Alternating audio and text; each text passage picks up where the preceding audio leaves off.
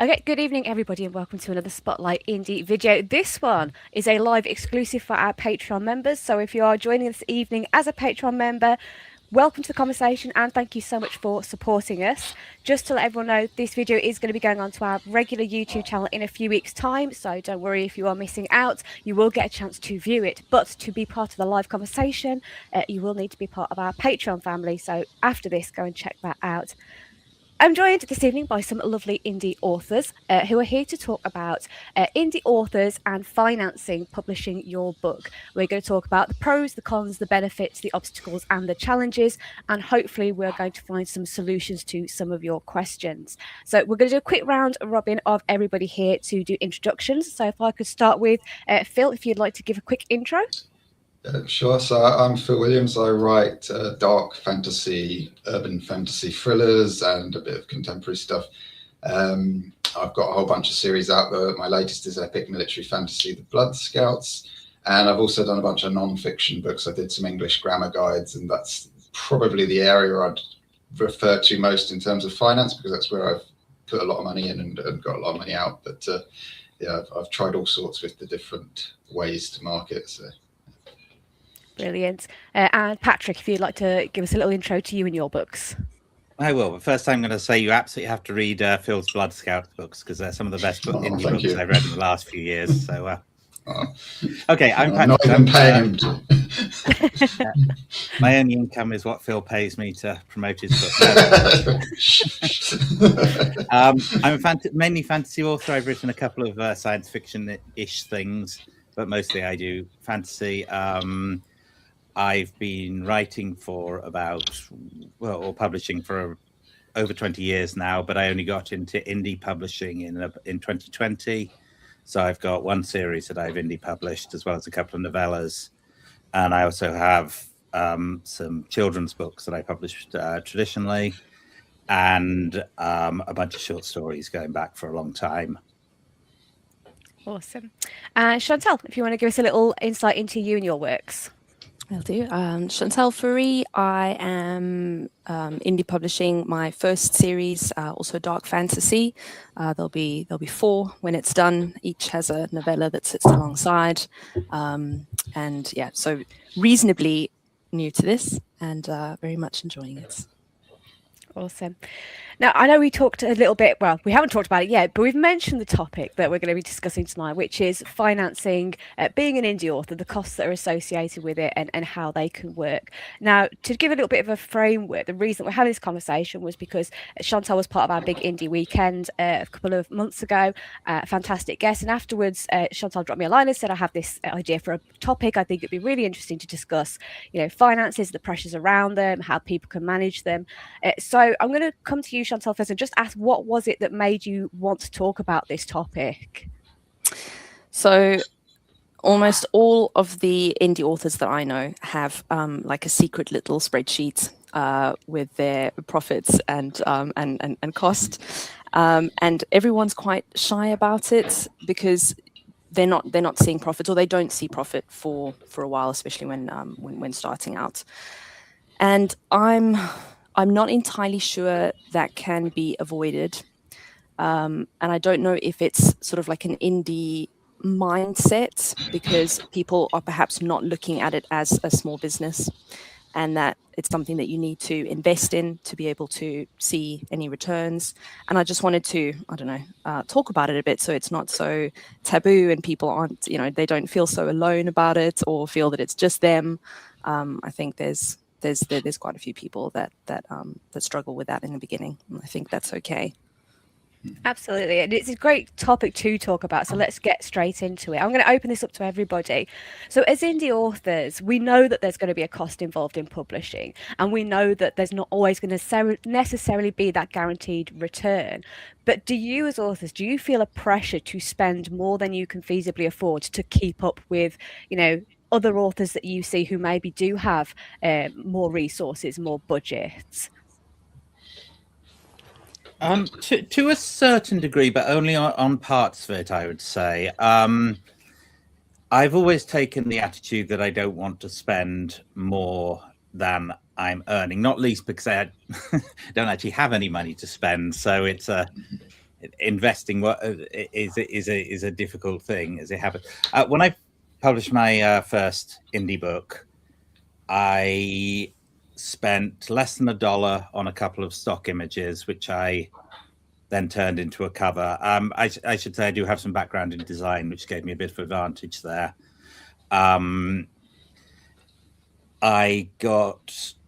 I didn't pay for editing for that first book. I got several other professional authors who I knew to go through it, give me feedback. When I had earned enough money from that book, I then commissioned a proper cover and an edit of the book. But I've always worked on the principle of not spending money that I haven't earned. I do see why you should invest in this, and I think Chantelle is absolutely right that if you can invest in it, then you can really push your career forward faster. But I also don't want people to think that if they don't have money that they can't do it, because you can do it. You just have to work harder. You have to spend time in the community getting to know other authors. You have to offer kind of critiques and edits in exchange to each other, and so on and so forth. So it is possible to get by on much less money. However, if you can afford to spend money, particularly on things like covers, I would say, then you're going to probably help yourself out quite a bit.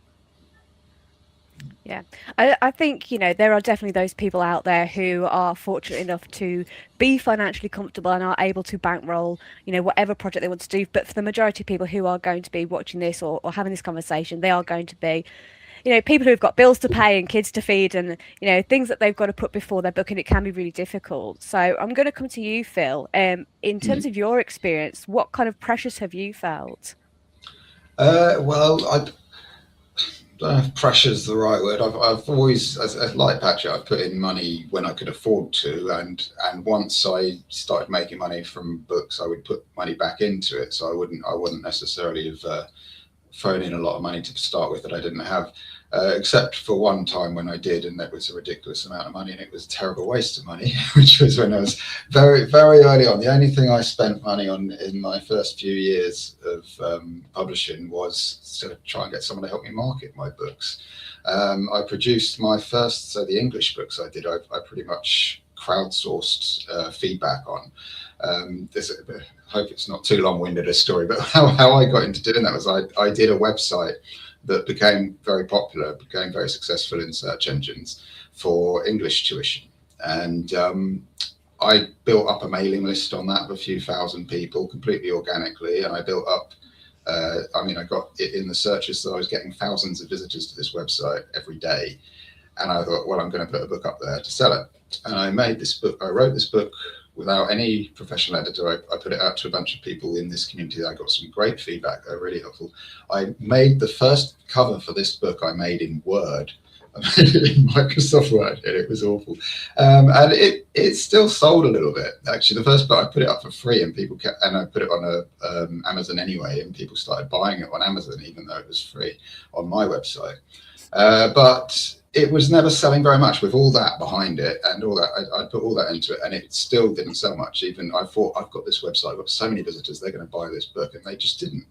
So I tried to find a way to market it. And part of what I did there was, one of the things I did, because I couldn't figure it out, was to hire someone. I hired a marketer, and it was a massive mistake. They became really well recommended through a really big name. I can't remember now, but he was a big name at the time in indie publishing. He said, these marketers are great. He used them.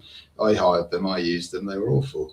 They didn't do anything for my book. And I should have known, because I saw it in the terms. It said stuff like, we'll get you up to 10 reviews. It had things like that in the terms, and I was like, that doesn't mean anything. Even if you got 10 reviews, that's not very impressive.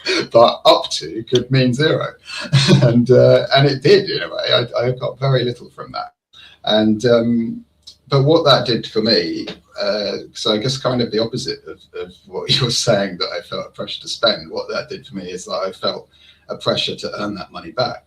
I thought I've wasted that money on that book. I believe I can sell these books, and I believe I can sell them better than they did because they didn't do a good job. But it just took a long time to figure out how to do it. But I did it a little bit at a time and tested lots of different methods for as cheaply as I could. And eventually I found with those books in particular, I found Amazon ads started working. And once they started working, I reinvested into them and I built up a lot of spend eventually on it, but always when they were profitable, I was always feeding the money back. So yeah, it was kind of the opposite for me. I wasn't feeling that I had a pressure to spend. I made one big spending error, and after that I felt a pressure to make money from them rather than spend on them. So yeah, as I say, it's a bit of a long story to get there. But I'll pause there and we can dip back into other things. No, I very much like the wording of the up to 10 reviews. You know, you don't want to go mad and have, more than 10. Yeah. Chantelle, I want to jump to you. I want to slightly reframe the question because you've mentioned being kind of, newer to the author sphere. So do you find that when it comes to pressures to spend, is a lot of that being driven by the fact that at the moment there are more conversations happening where people are, even with the best of intentions, giving advice and say, you've got to spend this much money or you've got to get this particular cover artist? Is there an element of pressure to that side of it? I think so. Where my pressure came from was, and I do think that everyone should invest in themselves and go on courses, especially if you're starting out and you're just like, I have no idea what's going on or where to even start. But you'll go on these really great courses and there's so much content and you walk away from it feeling like I must do everything all at once or I'm not going to make it. And that's where starting out, I don't think that's the best mindset to have. Like Phil was saying, it's a little bit at a time and it's testing things and it's talking to other authors as well and not just being, siloed and trying to do everything by yourself. It's good to be able to get feedback from everybody else. What is everybody else doing? Is having a really expensive custom website right now when I have one book as important as really good editing? No. But yeah, it's just about finding that balance. So I'd say that's where the pressure comes from. It's just a lot of people saying if you don't do X, Y, and Z, then you're not going to make it. And it's trying to distill that out. Yeah, and I think there's the truth is that you could probably spend an almost infinite amount of money on your books, and you have to be slightly realistic about what you're going to get, because you can easily pay several thousand for a cover from a really professional big name artist. You can pay several thousand for multiple rounds of edits on your book. You can pay unlimited amounts. There are people who pay tens of thousands for advertising for their books as well, but you don't have to do that. And you kind of have to decide what you're trying to get out of this. You can, like I said, you can put in tens of thousands, and if you're lucky, you'll get the same amount back. Sometimes you won't get the same amount back. A very few people will get more back. But there's if you're trying to build up a career, I think you have to be somewhat realistic about what you're doing with these things, and you have to start prioritizing what you're going to do and what's most important for your book. And the things that are most important will really depend on you as an individual and what skills you have, what contacts you have, and so on. For instance, if you are part of a community of professional writers who've all been publishing for a while, you can source quite a lot of good feedback from them. If you don't, then maybe editing is something that you are actually going to have to put your money into. Likewise, if you know someone who's a cover designer, you can maybe swap services with them and they do your cover and you edit their book in exchange or something like that. So you're going to have to look at what your strengths are. You're going to have to look at what resources you've got available. But I do think you have to be really careful, because if you follow all the advice out there, you will spend far more than you will earn for most people. Yeah, absolutely. It's worth noting as well that although, and we'll probably get onto this a little bit more later, although there is so many, really genuine, fantastic courses out there, you've also got to be a little bit wary of the fact that a lot of these courses are there to make money. That's how they're Yeah. making their revenue. So, you do have to kind of do your research and make sure that you are going to legitimate sources. I want to jump onto another question now, just because Patrick sort of already moved into that kind of area anyway. And that's to talk a little bit about how to prioritize where to spend. So, we talked about things like cover art, we talked about editors, but there's also all the other peripheral things like, paying for ISBNs and paying for marketing. So, I'll open it up to anybody. What for you are those real priorities where you think, okay, if this is my budget, this is where it's got to go? Go for it. I think it's in some instances it can be driven by genre. How important the cover artwork is and how important the editing is, and whether you can get away with sort of free marketing on TikTok, or if you need to be looking at other sources. I think that plays quite a big role in it.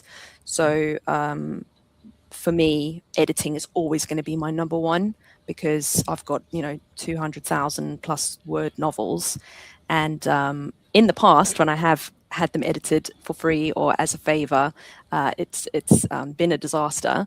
And paying for a professional developmental and copyright editor was very expensive, but that was the best money that I have spent. And then maybe on the covers, this is probably an unpopular opinion, but I will always look at the cover.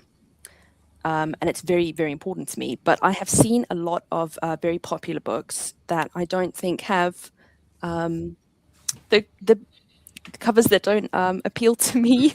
So I'm starting to think that maybe that's not as super important. But again, that might be a genre specific thing. I would just I would go with what Patrick said earlier, that I think a cover is one of the most important things you can invest in.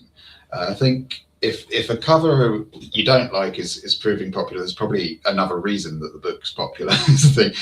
If you're a new author and you've got no other way to or you're just starting out promoting your book, the cover is the thing that's going to do the most out of anything else to sell your book and to be noticed.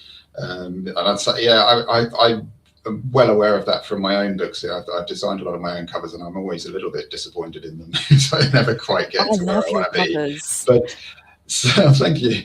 But I've noticed that it might not be just the cover, but there's been a big difference in my Blood Scouts covers, where I hired an artist to do the bespoke work for it, and he did fantastic work with them, and I am sure that those covers have sold those books better than I have, and I noticed the difference with those books compared to my other ones, and I'm sure the covers have done a lot. Whereas on the other hand, I really recognize that my book, for example, Kept from Cages, I think has a very dry cover. I did it for a particular reason at the time. I wanted to try and get across genre and hit the thriller market a bit, but I think it does nothing to represent quite how crazy that book is, and it's really underserving it, and I really want to rebrand that, because I think that just a different cover would make a world of difference to that book.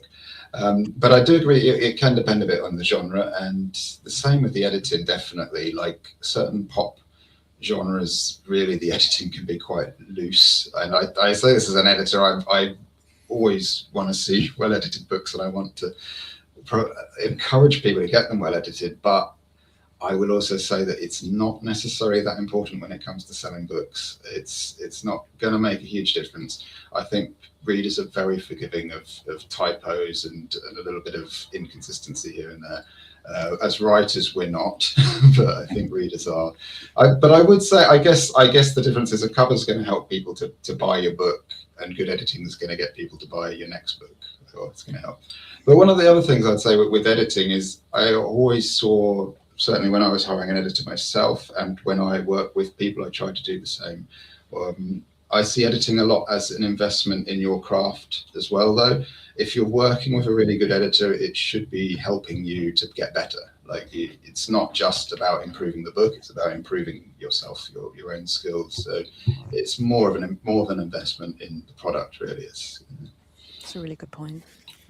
Yeah, and I would tend to agree with Phil. I think in the genre that Phil and I write, which is, you know, fantasy, and in Chantelle you said you do dark fantasy, which I'm not as familiar with, I must admit, as a kind of more mainstream fantasy. But I think fantasy is one of those genres where the covers are really quite important. They don't have to be spectacular, but I think if they're bad, they can actively put people off. And I've definitely read some very good books with terrible covers, which I wouldn't necessarily have read if they weren't Popular. ones that people either ones that I've read when I was judging for the SPFBO contest, or ones where I know people and they've given me the book to read. So for me, I would prioritize putting money into a cover. I do think there's something to be said for getting a proper structural edit for at least your first couple of books. Again, I was kind of lucky in that I came from traditional publishing, where I'd had some very heavy structural edits. The first book I turned into in my trad was 100,000 words for a children's book, which, if any of you know about children's books, is really not an option unless you're super famous. And my editor made me cut it down to, well, she said I had to cut it to 60,000, but it was 67,000 in the end, I think. But it's being told that you have to cut a third of it, no choice. You know, you learn a lot about what scenes matter, how you can combine things in scenes so that, you know, multiple things are happening in scenes, how you can make your text more compact and more efficient in the way you tell things. And I do think there's a lot to be said for getting edits like that if you're new to writing. If you've been writing for a while and you've got people you trust to give you feedback, then it may not be quite so important, because, as Phil says, hopefully you've learned things as you go along. I also agree that, honestly, much as I absolutely detest it, I'm not sure that people care that much about things like punctuation. I wish they did, because it drives me crazy. But I've been reading, and some of you may have read these Dungeon Crawler Carl books, which are some of the best-selling indie books out there at the moment. And I must admit, I was very reluctant to read them at first, but when I did, I became completely addicted to them. But his punctuation is horrible. I mean, I've only heard them in audio. I'm not familiar with punctuation. and it doesn't matter, because they're really addictive reads. And the fact that his approach to commas is quite random doesn't in any way affect the books. Even someone like me, who is really anal about things like punctuation, will still read the books and then reads the next book and then reads the next book and so on.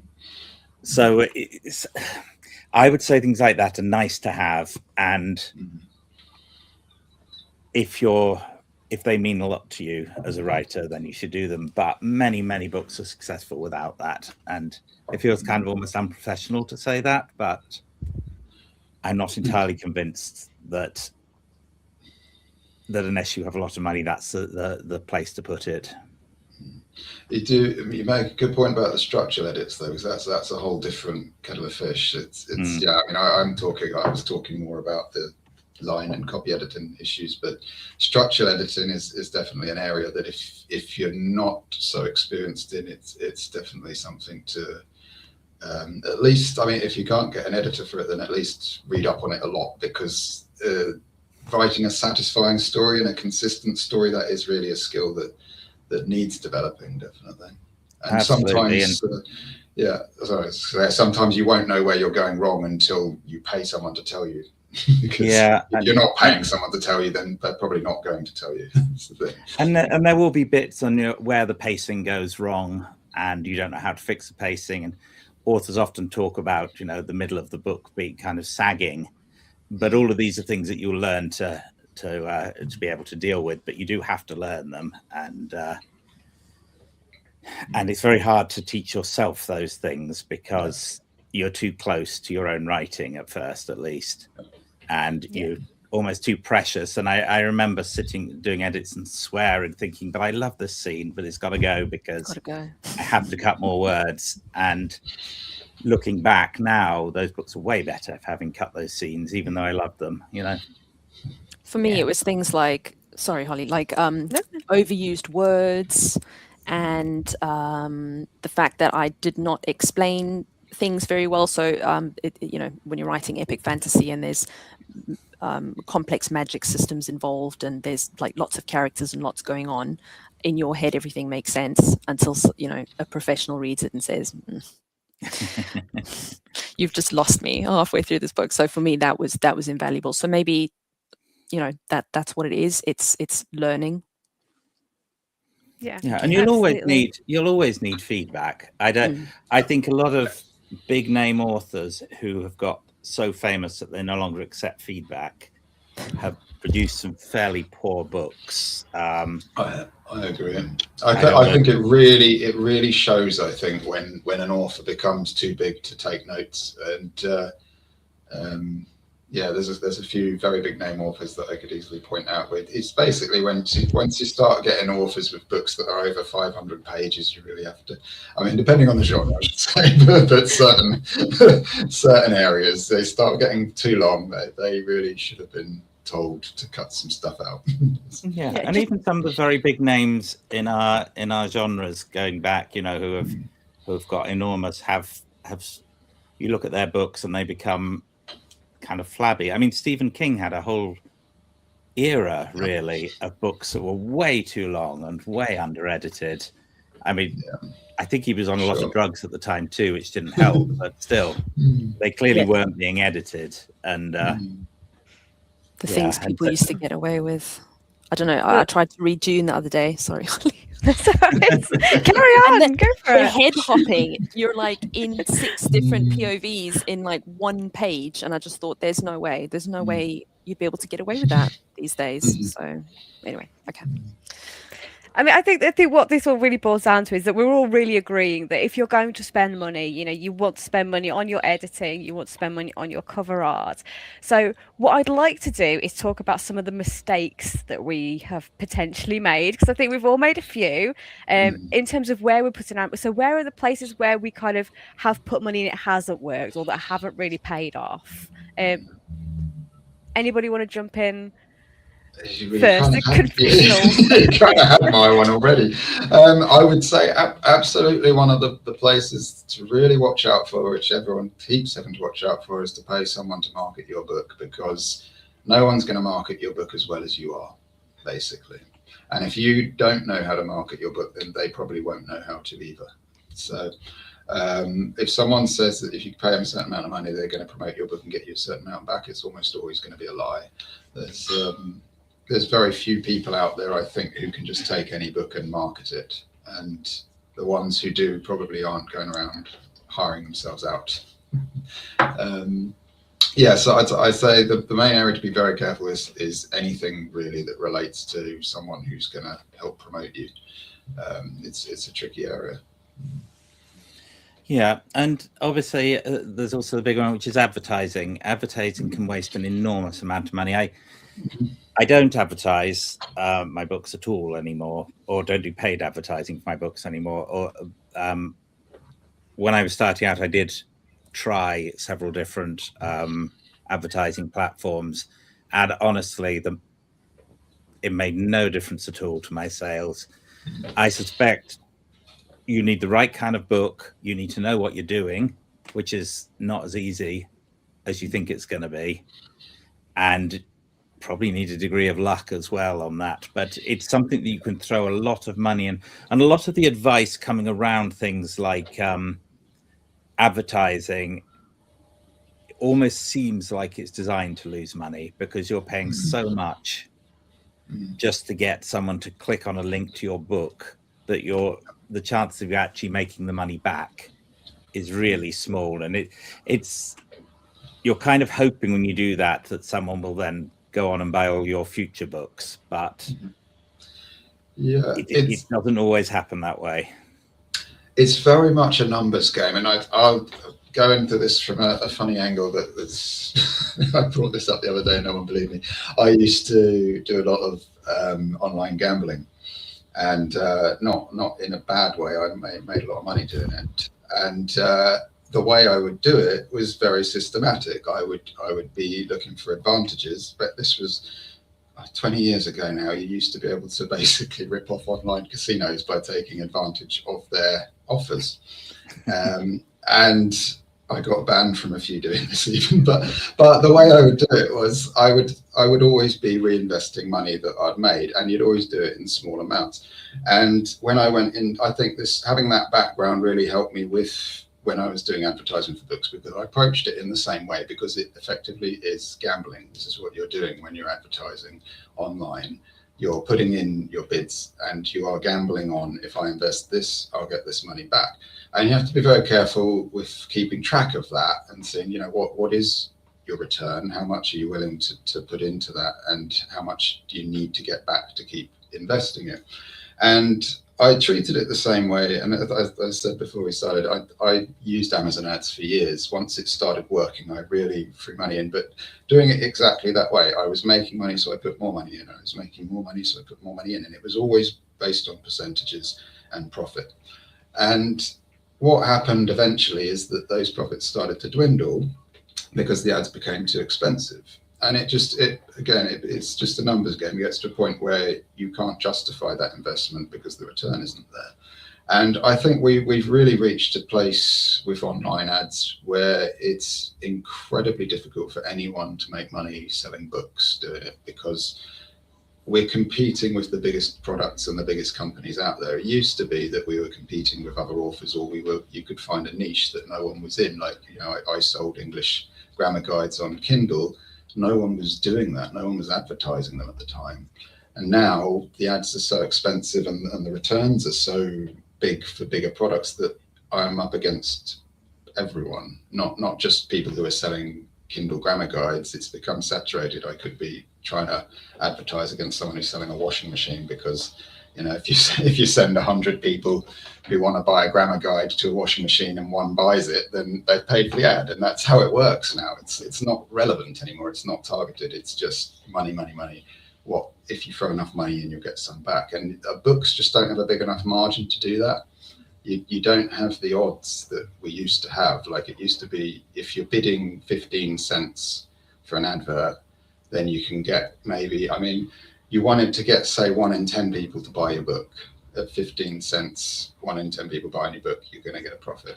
But these days, if you've got to bid 50 cents for an advert, you just can't do it. It's just, even if you've got a great book and it's going to convert really well, it's still just, there's not enough margin in it for you to do it. So the advertising is a really difficult one to do, and you have to be, you know, very confident in the numbers that you can get a return on it.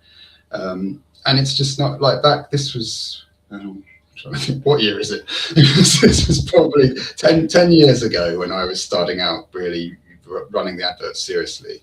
You could just test all the different ones for quite cheap.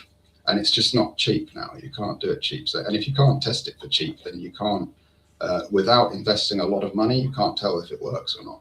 So this is the other thing, like, which goes back to a kind of this gambling background. If you're playing the odds, you need a long enough run to see if it works or not. And it's just too expensive for you to do that. You can't see. You might get a bad run of luck and it doesn't work. You might get a good run of luck and then you need a lot of money to put into it, is the problem. Yeah. Yeah. Sorry, I went right off on one there. No, it's all good. It's all good. Chantelle, have you found that there's been any kind of things that you've invested in that you've thought, oh, that actually hasn't paid off quite the way I wanted it to? Yes. So the big thing was Vanity Press. Is that still a thing? I think they're still out there.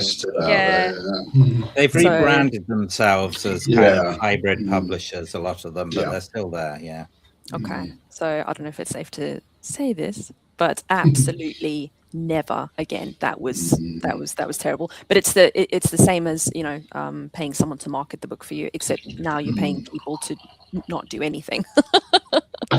So that was definitely a very big mistake. On the advertising side, though, so I run Facebook ads, and the testing on that platform is a lot more intuitive than I think what you're able to do on Amazon. So within sort of like anything between a week to 2 weeks, you can see if something's working or not, and you can tweak it really easily. They've got dynamic creatives and things like that. There's it's a lot to wrap your head around, but it's not as steep a learning curve as Amazon. So I did try Amazon, and it just wasn't working. It was too expensive. Like you said, Phil, I don't know, are they buying washing machines? Who knows? So that was a no. But the Facebook ads, I've definitely seen. I mean, I'd be interested to find out how anyone is able to stay visible without some sort of marketing. So I'd really like to get onto that. But for me, when I only had one book out, I was running at a loss, but at least I was still visible and I was still getting sales and Kindle Unlimited read-throughs. With the release of the second book, I'm now finally managing to break even or just exceed what I'm spending on Facebook ads per day on sales, which is really positive. And that's why I'd also always tell authors that are starting out the best thing that you can invest your time in is just to keep writing and not worry too much about the noise. You just need to keep putting your work out there. But yeah, interested to hear about how you stay visible. Well, funnily enough, we're about to get onto that. Before we do, though, just to add into the pitfalls, just because this is an absolute bugbear of mine, because it always gets me, is people do forget about things like subscriptions, and they add up so quickly. So we're talking about your Canvas, your Adobes, your book sprouts, book boxes. If you let those things run out of control, you can easily get up to spending like a couple of £100 a month on them. So like if I can have people take anything away from this, it's to go through your bank account once a month and just check that all those subscriptions that you've got for your writing tools are still being used and are still working for you. And there's free ones as well. I'm sorry. There are, yeah. No, absolutely. Yeah. There are free ones as well to make use of. So just having that audit process, it can be a really, really good tip. Can I throw one more thing in before you move on? One thing to avoid. Of course you can. Of course you can. I have one more thing as well. Okay. After you, Patrick. Okay. I come from a background of being a web designer, and so what I would say is, for authors in their early part of their career, possibly all the way through their career, is don't spend big money on a website. Don't get a professionally designed, individually designed website. It will cost an awful lot of money and it will not make you the money back. I wish I'd spoken to you. Especially not these days. 18 months ago, Patrick. Yeah. I mean, I do my own website and I've designed my own website and so on. And but even I haven't refreshed it in the last 3 or 4 years because it's just not worth the time and money to do this. Get a basic template for as cheap as you can, host it somewhere cheap, list your books and stuff about you and what's coming out next, and use it as basically a kind of archive. But don't put big money into a website because it won't get you your money back. Could I circle back as well to, I think Patrick was saying earlier, you can spend tons of money on each different thing. And I guess this is probably a question we're coming to later. You don't have to spend lots of money on all the different things.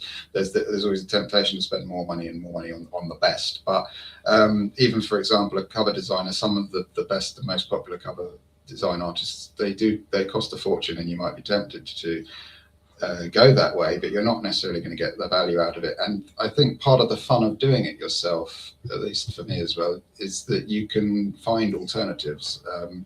You can find other cover artists and they won't charge the same amount. They might produce something just as good. You might give someone else starting out a good go. When I did my first audiobook, I managed to do that on a royalty show with an absolutely fantastic narrator, because it was her first audiobook. But the way I found it was by going through lots of samples of narrators and auditioning a bit for it. And she's done really well since. But I got a good deal because I just looked elsewhere. Basically, you don't have to go for the big spends. Yeah, Shop around. I think what you need to do in those cases is you need to know more about it yourself. If you're getting a new artist, for instance, to your cover, you're going to have to explain to them some things about what is involved in cover design. I mean, even just leave enough space for the text, which artists won't necessarily think about. That's a good And point. so all those kind of things you're going to need to learn a bit, and you're going to explain it a bit and give a bit more guidance than you would to a big name person. But otherwise, I agree. Unless you have a lot of spare money, or you know that your book is going to be a big one, there's very little point in spending $2,000 or $3,000 on a piece of cover art. Chantelle? I just wanted to, we spoke about Amazon and Facebook, but I know TikTok's also a very popular platform, and advertising is free, I believe. I haven't really looked into it. I think that's that depends on your genre again, and your target audience, but just one to consider as well, because it's not going to be, there'll be testing involved, but not any cost. So it's also one to consider. Fantastic. Okay, let's talk a little bit then. If we're all finished making additional points, are we sure? We're all good? Let's talk about the stuff that we've done that's worked for us then, because this is very individual things. So we already know that what works for one won't work for another. But as Chantelle mentioned, there are people out there who, like myself, I don't do any paid advertising at all. How do you find alternatives to spending that money to get kind of the book out there and to get that visibility? Well, I could start with a counterpoint of saying that without advertising, I think a lot of the time books just won't sell. I think that what Patrick says is true. If you can find a way, if you can really put the effort in, you can always find a way to get books in front of people and get them to sell. But having run successful adverts, the difference between running an advert that reaches a lot of people and sells a lot of books and the amount of effort and time you put into selling through other means is absolutely vast. Like I can do all sorts of networking and word of mouth and run promotions and do all sorts of online visibility and sell a few books. When I was running Amazon, I can do all that over a month and sell a few dozen books maybe, and it's great. When I was running sort of 20 ads on Amazon, which take me about 5 minutes of my day to organize, I could sell 30 books, 40 books in a day doing that. And it was 5 minutes work. And when you've got those kind of numbers, the difference is massive. So I'd say that I would look for ways that you can do that. But again, it's a question of just reaching more people. It's the thing. It's how many people can you get in front of? And for me, it's always been getting in front of people with ads was the way that I reached the most people. And it also depends who you get it in front of as well, because there are ways. But to go back to Chantelle's point, if I'm not advertising, what has been working? And I found advertising's really dived a bit. And I think these days you're really looking to again, you've got to find your own platform in a way. You've got to find ways to network. And some of the things I've found that have been working is working with other authors. I find authors promote each other's books quite well, and a lot of stuff. Again, I said the cover did well for the Blood Scouts book, but I think also I've had some authors who've been really generous in talking the books up. I'm sure, like Patrick, and I know like Rob Hayes, I've frequently seen talking about my book, and I can see sometimes like I'll see a little spike in sales, and it's always, oh, Rob said something somewhere online, and it really does make a difference. But another one which we did recently, was organised by a couple of us from our indie group. I think Phil Parker and Simon Kewen, some of our fellow indie authors, organised a story bundle. Were you in the story bundle with us, Patrick, as well? Yeah. That was fantastic for sales, and that was just a bundle 400 or of 500 books. I don't know exactly, maybe about 400 books each. I think it was 400 books, and that was through a group sale where we had, I think, 14, was it maybe less, 14 authors. Yeah. So it was a bundle where you could get all the books for one price, and we did about 400, which I think was great, because it was yes. Was that like a newsletter swap, or what do you mean? When No, you it's say a story No, bundle. yeah. Have you come across those sites like book bundles, story bundles? Okay. They are no. basically, they exist for this sole purposes. They sell bundles of books. Okay. And basically you get a collection of books, either thematically normally, I think, but then they're sold through this platform for a certain amount. Some of it goes to charity, some of it goes to the organizers, and the rest goes to the authors. Okay. They're quite big, they're quite successful. None of us involved in ours are enormous names, I don't think. I think that'd be fair to say. No, yeah. Well, there's sort of like Speak yourself, Patrick. you know. Yeah. So, but nonetheless, I think it did pretty well. I know sometimes they'll do better, sometimes they'll do worse, but generally, I think it's not unusual to sell several hundred books that way. And bearing in mind that's a fairly short period of time, with you having to do relatively little towards it.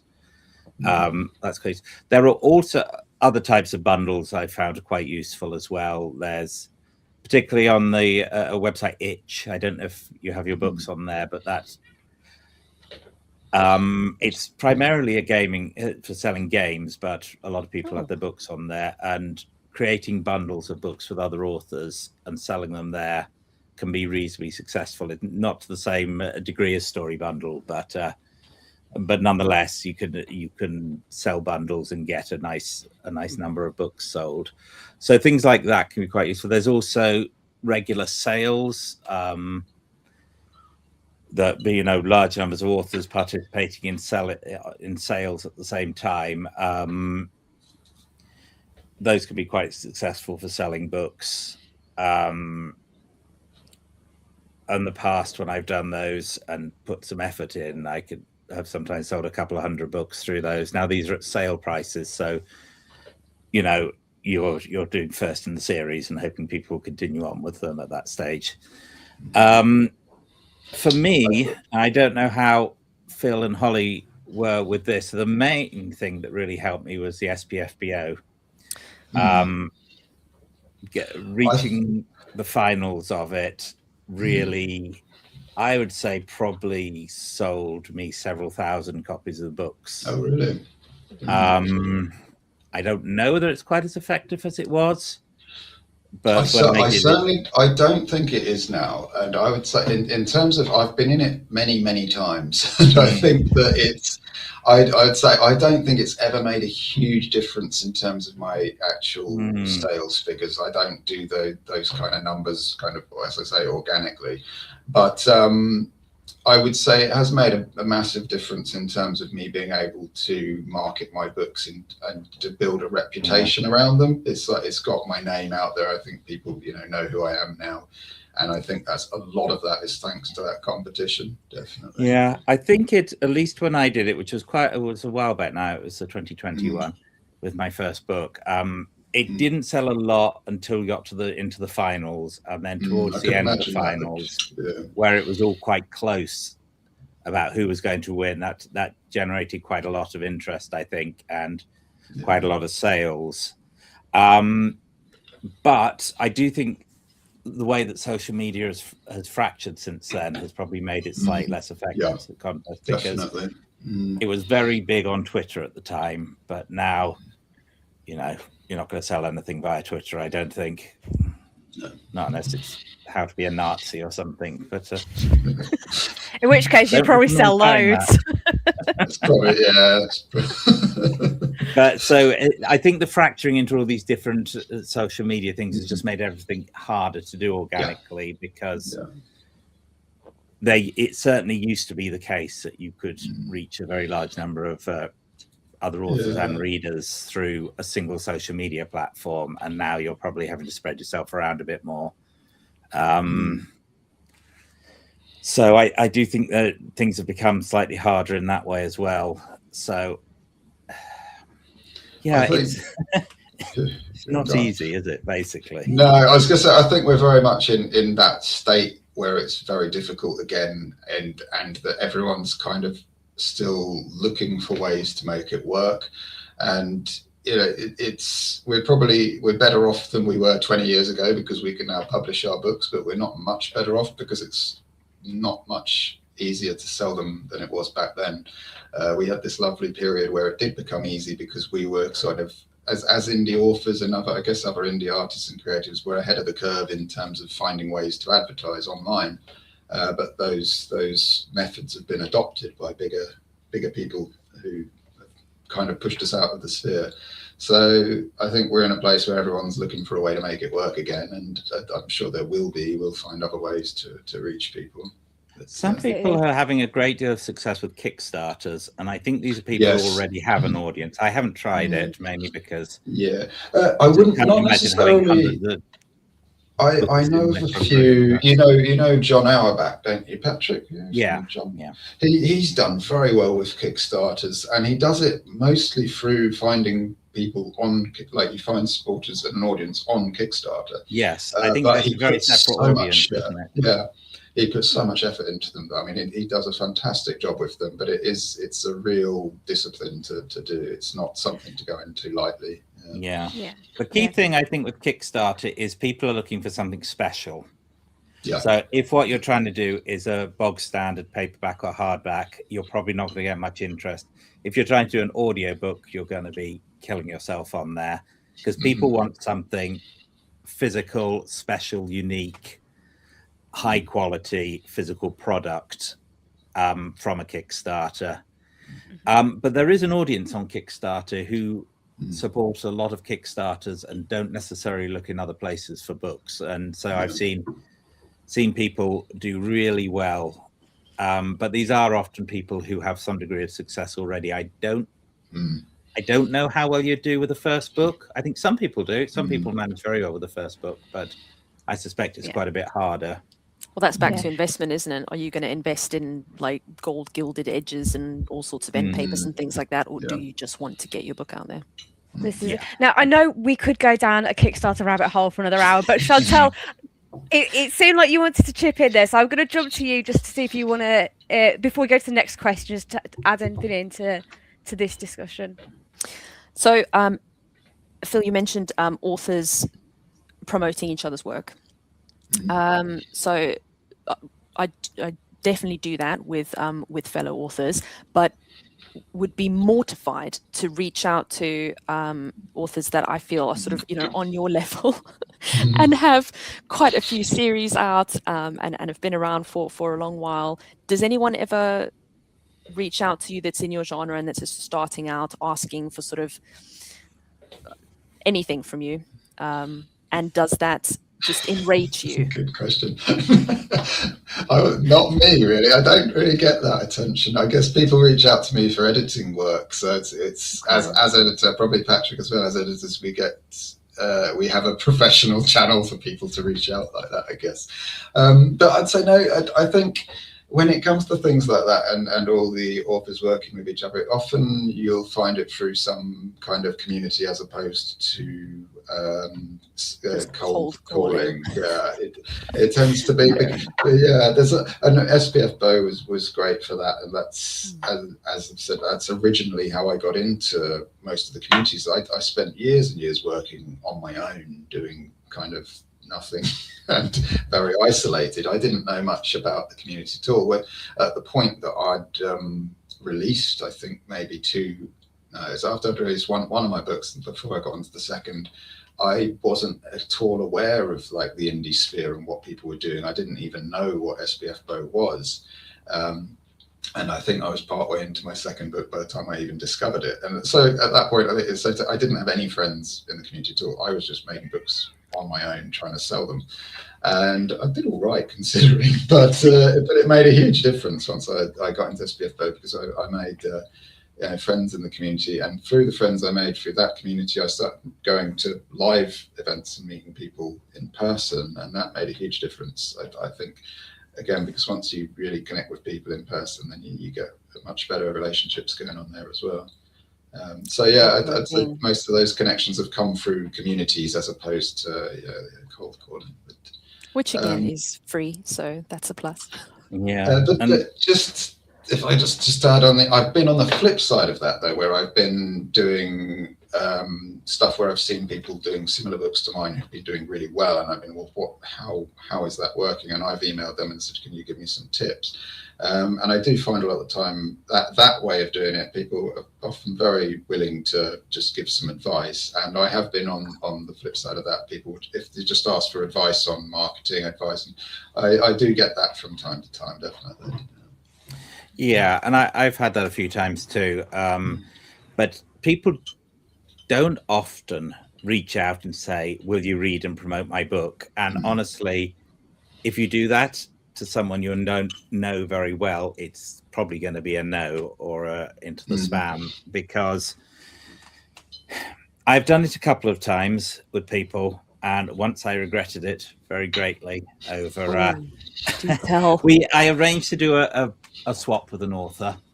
And the idea is we'd read each other's books and we'd talk about them in the newsletter.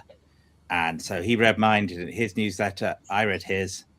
I was hit by the point that the book was incredibly racist, and I was like, ooh, I don't know what to do about this now. I don't want to promote this book, but we were, so I wrote honestly in the newsletter about it's got some good points. Unfortunately, it's racist, and we've never talked since. Wow. So and that kind of burned me on any kind of commitment to someone I don't know or whose books I haven't read before. That makes a lot of sense. Because people tell you to do that, do newsletter swaps, do things like that. And I do think it's quite easy to get burned there. Also, you don't want to be recommending to your readers a book that you thought was terrible. You don't want to. Yeah, you don't want to be recommending out of obligation ever, really, do you? Even if it's a good book, it's.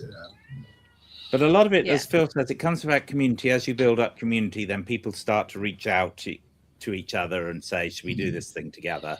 And that's how the story bundle happened. That's how our little joint web novel that we're not allowed to call a novel that we did last year, some of us happened, and things like that. That's how these little group sales can happen as well. So it takes time to build up community.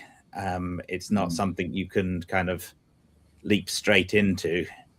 You can be friendly and so on, but you won't necessarily be invited to do joint things straight away.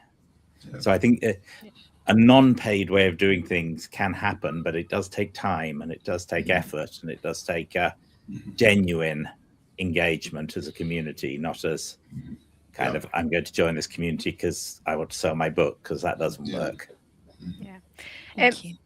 We could talk about this for absolute ages. I mean, we may even consider doing a part 2 to this, because I think there's so much more to explore. But as you've probably noticed, the cat alarm has gone off. So if someone doesn't get fed very soon, there's going to be hell to pay. So what I'd like to do is just kind of wrap up. I won't go around each person. I'm going to let you do like a little outro, just tell people where they can find you, your books, give a little elevator pitch, and also just give whatever your current top tip is for either marketing, advertising, or saving money in some way, just something someone can take away from this discussion. So I'm going to go to Phil, if you want to go first. Okay, so I've got a ton of books. The best way to find them is just go to my website and pick the one that looks most colourful to you. So I'm at phil-williams.co.uk. I'm also sporadically on social media these days. I don't remember the different handles, normally under Fantastic Phil, but I don't think it is anywhere. But maybe on Blue Sky is probably the best place to find me.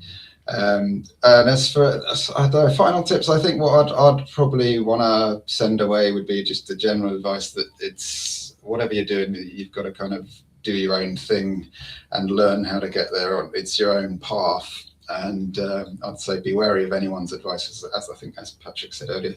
Anyone who's done really well in this has probably had at least a little bit of luck, and what works for one book won't necessarily work for another. So I think you just got to always take everything with a pinch of salt and just keep testing and keep trying. And I guess the thing that gets you there more than anything in the end is perseverance. So.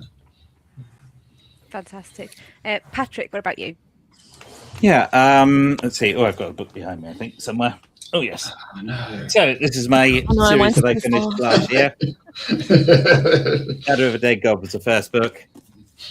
You can find the me at title. patricksamphire.com, which has got all my books listed, all my short stories as well. Tips, I would say, don't think you're talking about your books too much on social media, because you could talk about it and think, God, I'm really boring people. And then someone you thought was a good friend online will say, oh, I didn't know you had another book out. Even if you talk about them a lot and keep talking about them, talk about other things, engage with people. But if you don't talk about your books, then who's going to talk about them?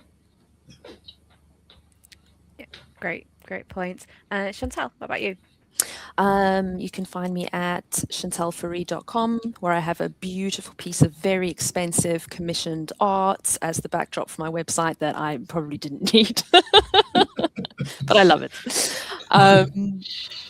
Furiously working away at book 3, which should be out at the beginning of next year. And I think my advice would just be to new authors starting out is that you just have to keep going. That's the difference between the people that make it and the people that don't. You've only really failed at something when you've given up. So even when your secret spreadsheet is in the red, it's okay. Just talk to people and just keep going. Fantastic. So just to sort of wrap us up, my very, very small piece of advice, which worked for me, was I basically printed out 200 bookmarks. I went to my local Comic Con and I said, would you like to stick them in your gift bags? They said, yes, please. Thank you very much. And that bad boy sold me about 23 books. So that's my top tip. Get a QR code on there and you're good to go.